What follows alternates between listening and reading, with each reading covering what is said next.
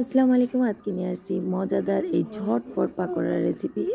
আলু বয়েল করা ঝামেলা ছাড়াই মজাদার এই পাকোড়ার রেসিপি হাতের কাছে থাকা উপকরণ দিয়েই আমি বানাবো। তো প্রথমে নিয়েছি পেঁয়াজ, ধনেপাতা, কাঁচামরিচ, কালো জিরা, তারপর হলুদ, ধনে গুঁড়া আর হলো উম, কালো জিরা, তারপর লবণ, সব কিছু দিয়ে একসাথে এই যে মেখে নেবো। আমি ডো করে নিচ্ছি।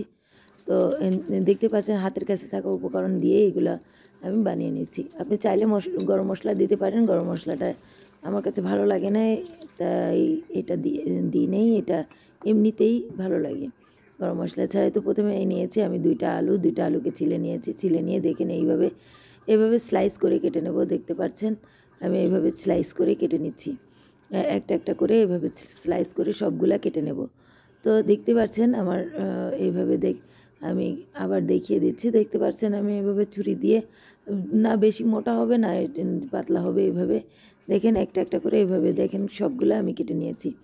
তো কেটে নেওয়ার পরে এই বেটারটা যে রেডি করা ছিল, তো বেটারটা আমি এভাবে দেখেন ডুবিয়ে এভাবে তেলে আস্তে আস্তে ছেড়ে দেব। তো দেখতে তেলে আমি এপিট ওপিট এপিট ওপিট 1-2 মিনিট করে ভাজবো। এটা একদম তেলে দেওয়ার সাথে সাথে ক্রিস্পি হয়ে যায়। তো এখানে দেখতে পাচ্ছেন আমি ভেজে নিয়েছি। তো আমি ভেজে তুলে নিয়েছি। তো দেখতে পাচ্ছেন কতটা ক্রিস্পি এবং মজাদার, ঝটপট এটা বানিয়ে নিতে পারবেন। তো কেমন লাগলো আমার এই রেসিপি?